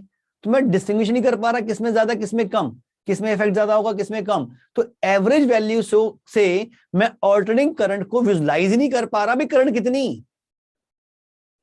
ठीक है सर। लेकिन आरएमएस कैसे आ रही है देखें उसको। हमारे पास जो करंट है वो है I is equals to I naught sine omega T. मुझे इसकी आरएमएस वैल्यू निकालनी है। सपोज मैं इसकी 1 टाइम पीरियड के लिए निकालता हूं, 0 to t के लिए आरएमएस वैल्यू, यानी कि ये करंट को सपोज मैंने किसी रेसिस्टेंस से पास कर दिया जिसकी वैल्यू R की है, तो t टाइम इंटरवल में इसने कितनी हीट प्रोड्यूस की होगी मैं इस फॉर्मूले से निकाल लूंगा। मुझे इंटीग्रेट क्यों करना पड़ा भाई? क्योंकि करंट कांस्टेंट नहीं है, क्योंकि करंट कांस्टेंट नहीं है, करंट वेरिएबल है, तो हीट कैसे निकालूं? I स्क्वायर R dt का इंटीग्रेशन ही करना पड़ेगा। ये हीट प्रोड्यूस की इस करंट ने इस रेसिस्टेंस से पास होते हुए इतने टाइम में, इसी रेसिस्टेंस से मुझे एक कांस्टेंट करंट पास करानी है उतने ही टाइम पीरियड के लिए और उतनी ही हीट प्रोड्यूस करवानी है। तो इस कांस्टेंट करंट को मैं आरएमएस वैल्यू कहूंगा इस करंट की। यानी कि अब मैं देखूं तो ये कांस्टेंट करंट पास कर रही है, तो मैं हीट आराम से निकाल सकता हूं, I square R T direct कैसे कर सकता हूं, बस ये हीट और ये हीट इक्वल है तो इन दोनों को इक्वेट कर सकता हूं। जब इक्वेट करूंगा तो ये R कट जाएगा, ये बाहर आ जाएगा कांस्टेंट, इस R को काट देगा, तो मैं कह सकता हूं भाई ये जो I है I स्क्वायर इंटू टी, ये इक्वल होगा इंटीग्रेशन ऑफ ये वाला I square means I not square sine square omega T into D T 0 to t। क्या ठीक लिखा है? यस। जरा सिंप्लीफाई करें इसको, I नॉट स्क्वायर बाहर आ गया, साइन स्क्वायर ओमेगा टी का इंटीग्रेशन कैसे करते हो? 1 minus cos 2 omega T upon 2। देखो ठीक लिखा है, I naught square by 2 into T small T minus cos का इंडिकेशन होगा sine 2 omega T upon 2 omega 0 to T. Yes I naught square by 2 limit put करो टी माइनस 0 से तो T आ जाएगा, माइनस 1/2 ओमेगा कॉमन ले लिया, upper limit sine 2 omega 2 pi by T into capital T minus sine 0। देखो भाई limit सही put की है। यस यहां टी कट गया, साइन 4 पाई कितना होता है? 0 0 सब खत्म, सिर्फ टी बचा। I naught square by 2 into T, और ये किसके बराबर है? Capital I square into T. T cut गया और आई की वैल्यू आ रही है आई नॉट बाय √2।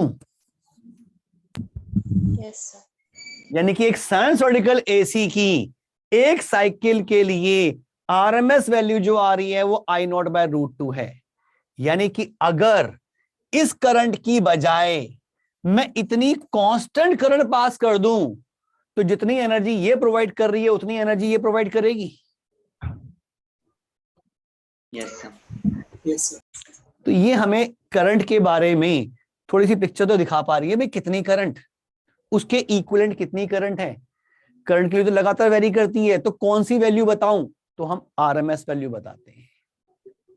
तो ये फॉर्मूला आपको ध्यान रखना है। और आरएमएस का एक सिंबल होता है आई, या तो पूरा आरएमएस लिखते हैं या सिंपली हम उसको आई वी लिखते हैं।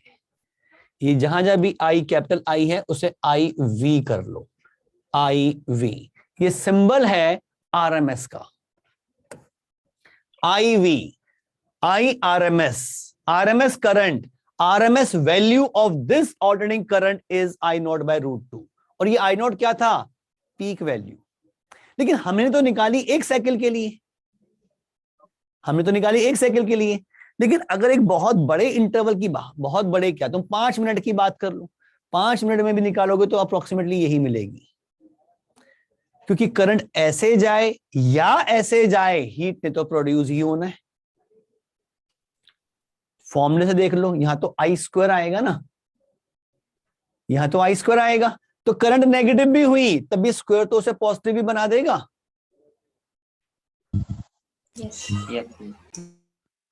यानी कि ये आरएमएस वैल्यू जो है ये ऑल्टरनेटिंग करंट की एक सही पिक्चर हमें दिखा पा रही है। सर हाँ बेटा, साइन स्क्वायर कहाँ से आया सर?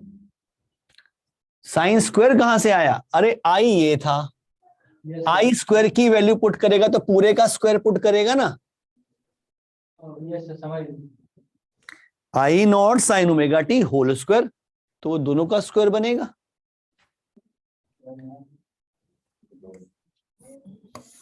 सर ये आईवी की वैल्यू जनरल है, ये साइनसॉइडिकल एसी के लिए है।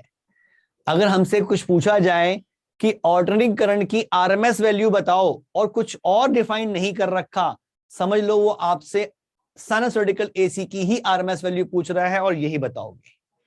लेकिन अगर उसने कोई ग्राफ दे दिया, कोई रिलेशन दे दी कि स्पेशल इसी की बताओ, तो उसकी लोगे। अभी जो मैंने एक क्वेश्चन कराया था, इसकी एवरेज वैल्यू निकाली थी। यहीं पे लिखो जरा आरएमएस वैल्यू। 0 to 1 सेकेंड के लिए इसकी आरएमएस वैल्यू कितनी होगी?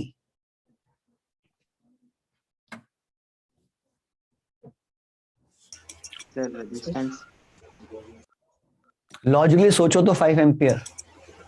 उतना ही सेम ही करंट है उसको। कह रहा है कि इस करंट ने जितनी हीट प्रोड्यूस की किसी पर्टिकुलर इतने टाइम में, उतने टाइम में उतनी हीट प्रोड्यूस करने के लिए जो कांस्टेंट करंट चाहिए, अरे ये तो कांस्टेंट ही तो है, तो यही तो आ जाएगा आंसर वापस 5 एम्पियर। सब में ही 5 आएगा, इसमें भी 5 आएगा, इसमें भी 5 आएगा।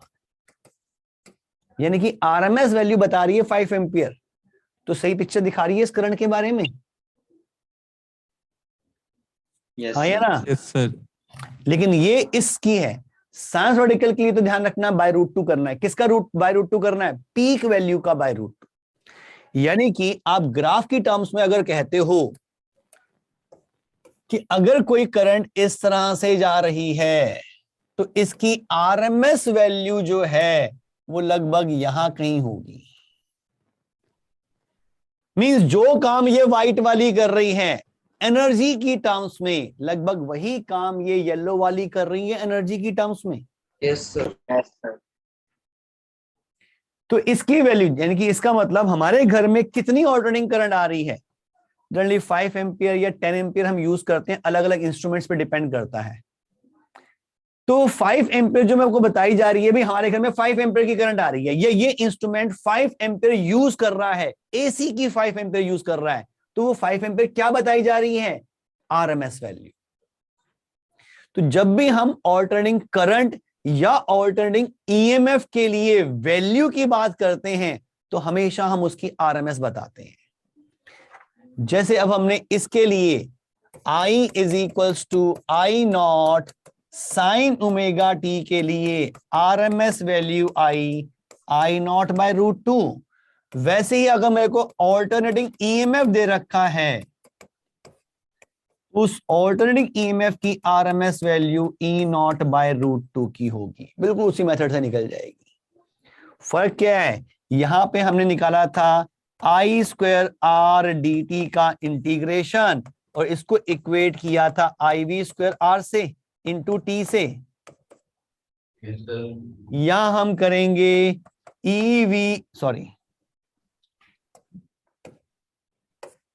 हीट कैसे निकालूं पोटेंशियल की टर्म्स में, V square by R into D T का इंटीग्रेशन 0 टू टी, और ये मिलेगा ईवी का square upon R into T, इसी से मिलेगी आरएमएस वैल्यू। Yes sir. तो ये आर कटेगा, जैसे यहां आर कटा तो रिलेशन तो वही मिल रही है, तो इसकी आरएमएस यही आ जाएगी। Yes sir. सर हाँ जी सर, इसमें ऐसी एक चीज दिमाग में आ रही है सर कि हम उसको -1/√2 पे प्लॉट कर सकते हैं, मतलब I0/√2 पे, जो हमारी एवरेज आएगी। आरएमएस वैल्यू बताई जाती है तो बेटा डायरेक्शन नहीं बताते उसकी हम, तो मुझे पॉजिटिव में दिखाएंगे। एक्चुअली में तो करंट ऐसे ऐसे जा रही है, मुझे उसके इक्विवेलेंट कांस्टेंट करंट चाहिए किसी एक डायरेक्शन में। Yes sir. तो आपको सिर्फ वैल्यू बतानी है उसकी कोई डायरेक्शन का मतलब ही नहीं है। अच्छा ठीक है सर। सर एवरेज वैल्यू में हमने जैसे आई निकाला था तो उसका सर ईवी निकाल सकते हैं ना? दोबारा बता। सर हमने एवरेज वैल्यू में आई निकाला था तो हम उसमें ईवी निकाल सकते हैं ईएमएफ। Yes sir. हाँ बिल्कुल, अगर जो हमने एवरेज वैल्यू डिफाइन की थी आई एवरेज 2I0/E, तो लेकिन हाफ साइकिल के लिए, ऐसे ही अगर ऑल्टरनेटिंग ईएमएफ मेरे पास ये है तो इसकी एवरेज वैल्यू हाफ साइकिल के लिए वही आएगी 2E0/π, सेम वही रिलेशन हाफ साइकिल के लिए। बड़ी साइकिल के लिए ज्यादा नंबर ऑफ साइकिल्स के लोगे तो फिर से वो 0 बनती जाएगी, क्योंकि ग्राफ भी उसका ऐसे ही बनना है। बस आई की जगह पे मैं ई लिख दूंगा या E0 लिख दूंगा या -E0 लिख दूंगा। क्या ये क्लियर? Yes sir. अब थोड़ी सी आरएमएस और निकाल के बताओ मुझे जरा। ये लो जी, एक क्वेश्चन आ रहा है, the current decaying in LR circuit has a function this. मान लो ऐसा कोई आर्बिट फंक्शन दे रखा है, I is equals to I0 e⁻t upon pi, where tau is the time constant of the circuit. Find RMS value of this current for the period 0 to tau. 0 to tau के लिए RMS current define करनी है, तो क्या करना है हमें, heat equate करनी है कि इस करंट ने इतने टाइम में किसी रेजिस्टेंस में कितनी हीट प्रोड्यूस की, उसी रेजिस्टेंस में उतने ही टाइम में उतनी ही हीट प्रोड्यूस करने के लिए जो कांस्टेंट करंट चाहिए उसे आरएमएस करंट कहूंगा। क्या निकाल सकते हो आरएमएस वैल्यू? यस करो कैलकुलेट फटाफट जल्दी से।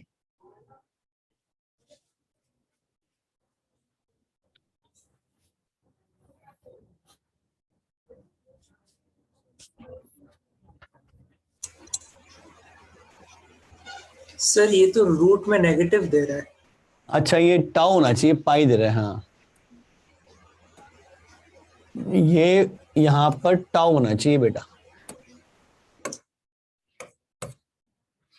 ये टाउ। रूट में नेगेटिव दे रहा है मतलब सर नेगेटिव साइन आ जाएगा ना इंटीग्रेट करके। अरे चार्ज कभी नेगेटिव होगा? हाँ ठीक है सर, समझ गया सर। चार्ज सॉरी कह रहा हूं, हीट जो होगी नेगेटिव थोड़ा होगी, आई स्क्वायर नहीं करेगा क्या? सर गलती हो गई, वो स्क्वायर लगाने ही भूल गए।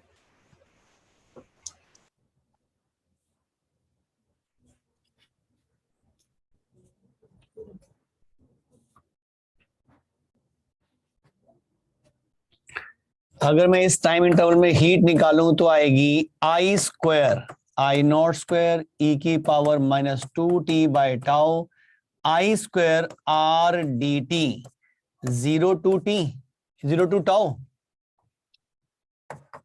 आई नॉट स्क्वायर बाहर आ गया, इसका इंटीग्रेशन ई की power -2t by tau into R divided by इसका derivative -2 by tau, limit 0 to tau, यही होगा। माइनस आई नॉट 0 से टाउ तक निकालना ना, 0 से टाउ तक होगा ना बेटा, minus I naught square tau by 2 R, और लिमिट पुट करूंगा तो ये प्लस कर देता हूं तो 0 पहले पुट कर देता हूं तो आ जाएगा 1 माइनस ई की पावर -2t बाय टाउ, और यहां पे भी टाउ आएगा तो टाउ टाउ कट जाएगा ई की पावर -2, यानी कि हीट की वैल्यू मिल रही है I naught square R tau by 2 into 1 minus 1 by E square. अब इतनी हीट किसी कांस्टेंट करंट से पास करानी है उसी सर्किट में उतने ही टाइम इंटरवल में,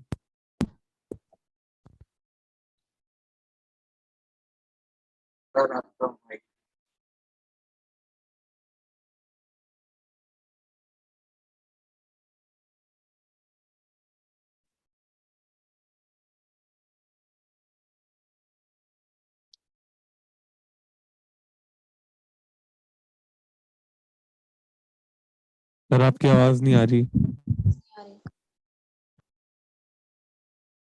नहीं आ रही सर। आवाज नहीं आ रही।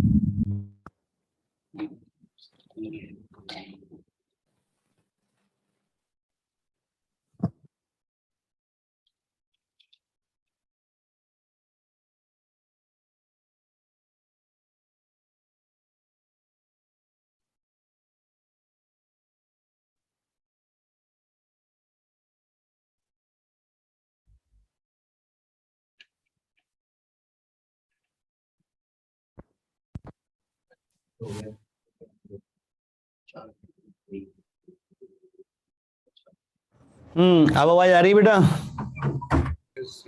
Yes sir. क्या आपका भी ये आंसर आया था? Yes sir. तो इस करंट की आरएमएस वैल्यू हमने निकाली है उस टाइम इंटरवल के लिए, ठीक है, जो पूछी गई थी उसका बेसिक फंडा ध्यान रखना है, एनर्जी हीट इक्वेट करनी है। सर हमसे कभी इसकी डायरेक्शन तो नहीं मांगेगा ना आईवी की?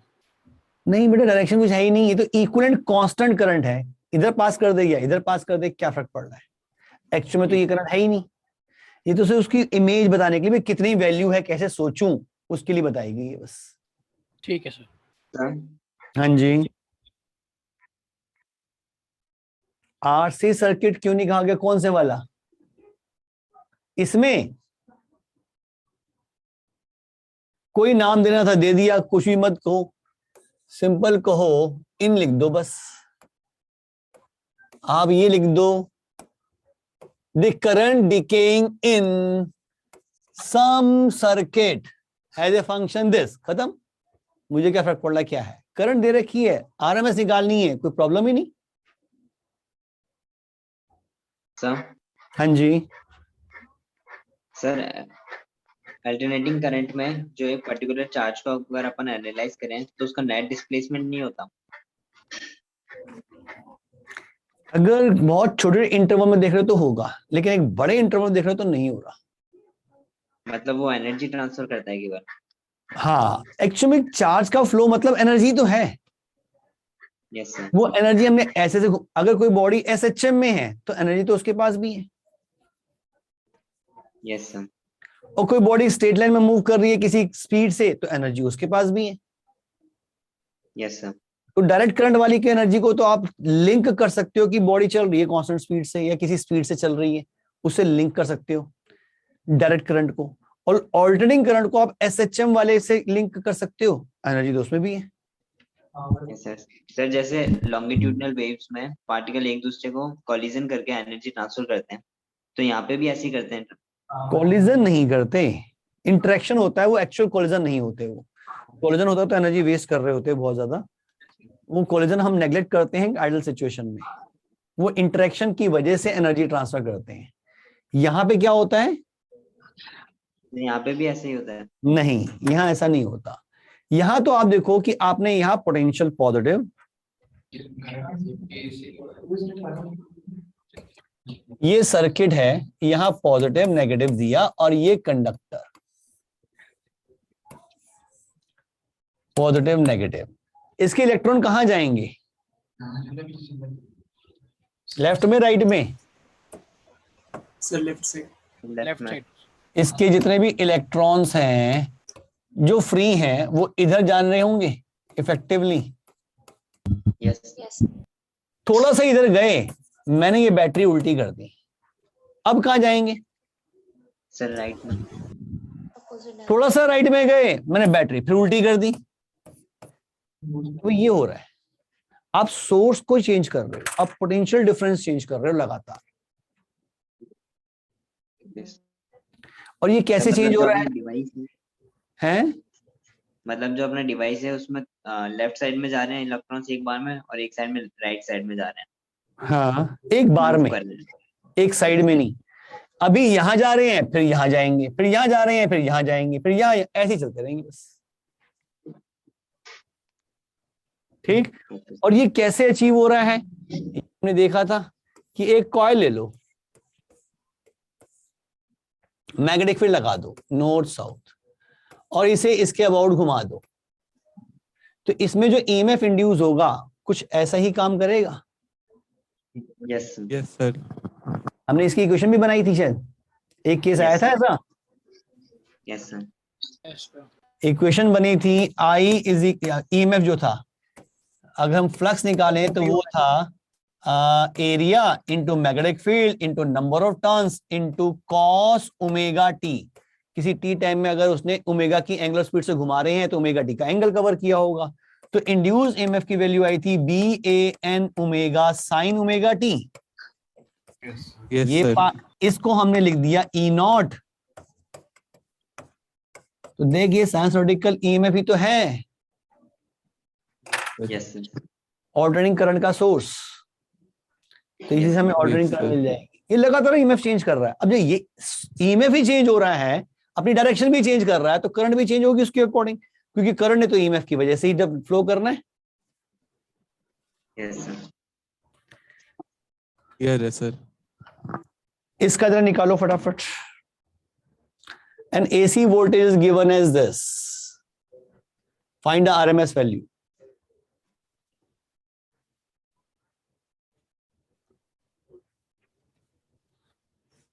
ये सिर्फ मैथ्स है और कुछ नहीं।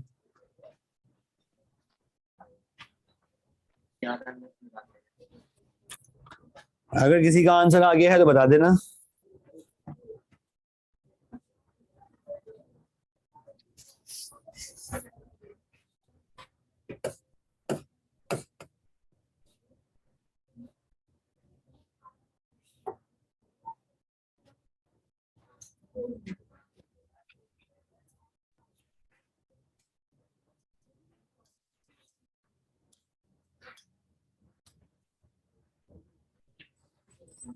आया किसी का आंसर?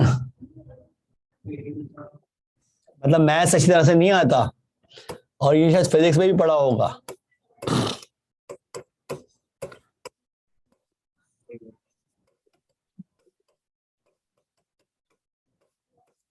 किसी फाई के लिए इसको मैं ऐसे लिख सकता हूं,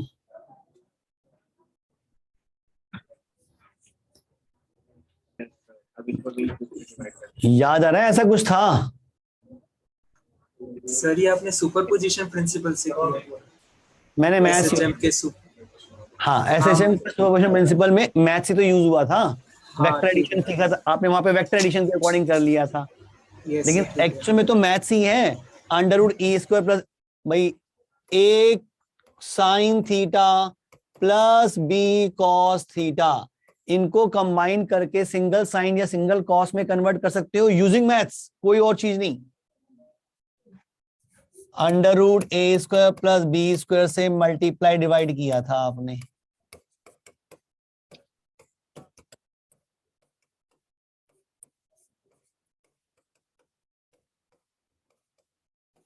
इस एक्सप्रेशन को ऐसे लिख सकते हो?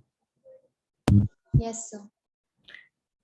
इस वैल्यू को मैंने साइन अल्फा और इसे कॉस अल्फा मान लिया, मान के लिया, इसको साइन अल्फा मानूंगा तो ये कॉस अल्फा होगा क्योंकि दोनों के स्क्वायर्स का सम 1 आता है।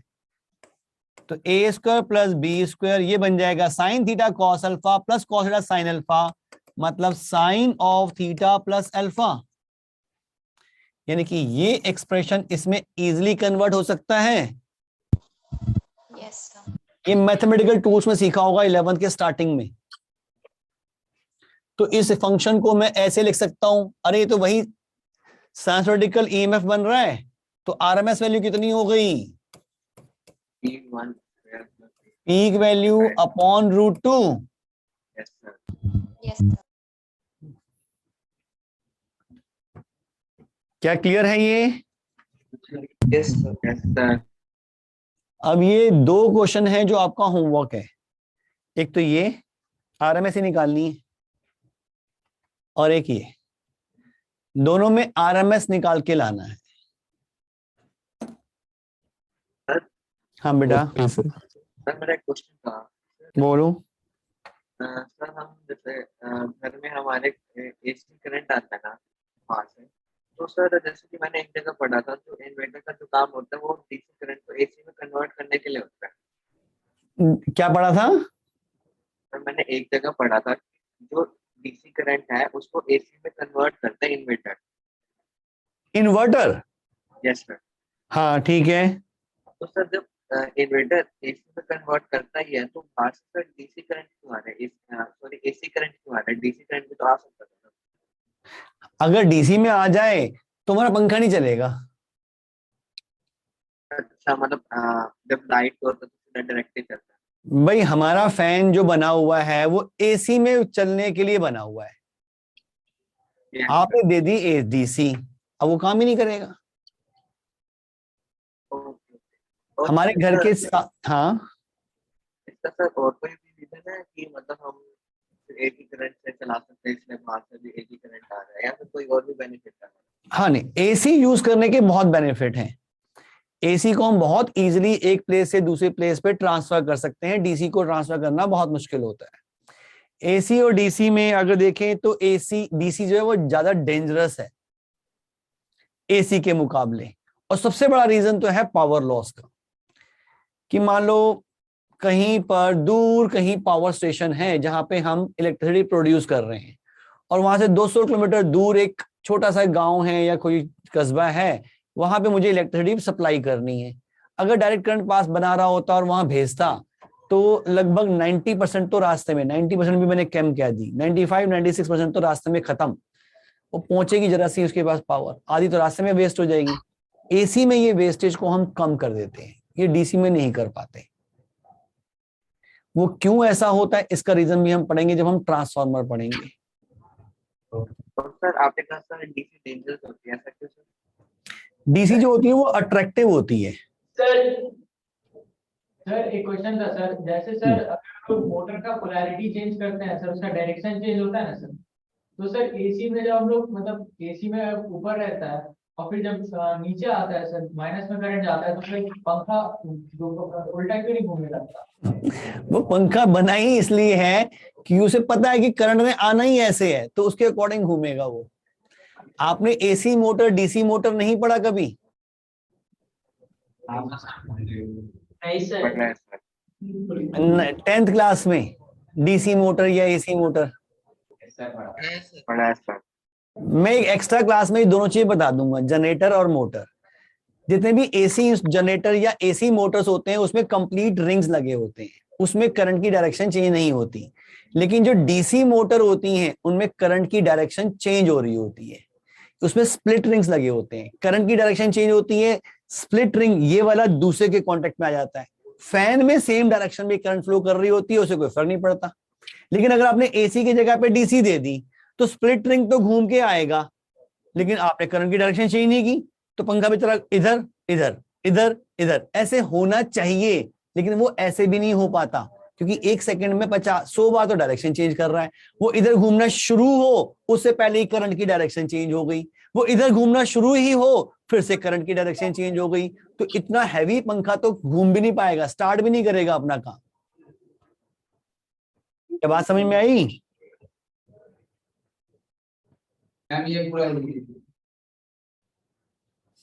क्या हो गया सर?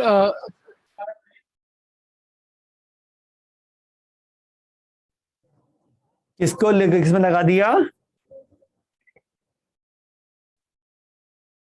लेकिन अरे घूमेगा ही नहीं। तू एक काम समझ, एक पेन का ये एंड पकड़ा हमने, इसको इधर लेके जा रहे हैं फिर इधर लेके जा रहे हैं, कर पा रहे हैं? अब इतना ही एम्पलीट्यूड तू 1 सेकंड में 100 बार करके दिखा, कर लेगा? No sir. अरे मैकेनिकल बॉडी है, मूव करने मोमेंटम है उसमें, तो एकदम कैसे हो जाएगा? नोएडा में कोई दिक्कत आ रही है बेटा? नोएडा सेंटर में कोई प्रॉब्लम आ रही है? वो प्रोजेक्टर नीचे हो गया था सर। ओ ये किसी को बुला लो, वो ठीक करेंगे फिर। हो गया सर, हो गया सर, हो गया। ठीक है ठीक है, चलो नेक्स्ट क्लास में मिलते हैं। आज एनर्जी भी काफी लो है, नेक्स्ट क्लास में कंटिन्यू करेंगे इसको। सर आप एक अच्छे क्वेश्चंस का असाइनमेंट दे देंगे जो चैप्टर्स हो चुके हैं? हाँ मैं करंट का बना रहा था आपके लिए आज।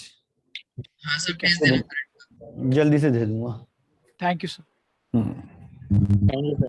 Thank you sir.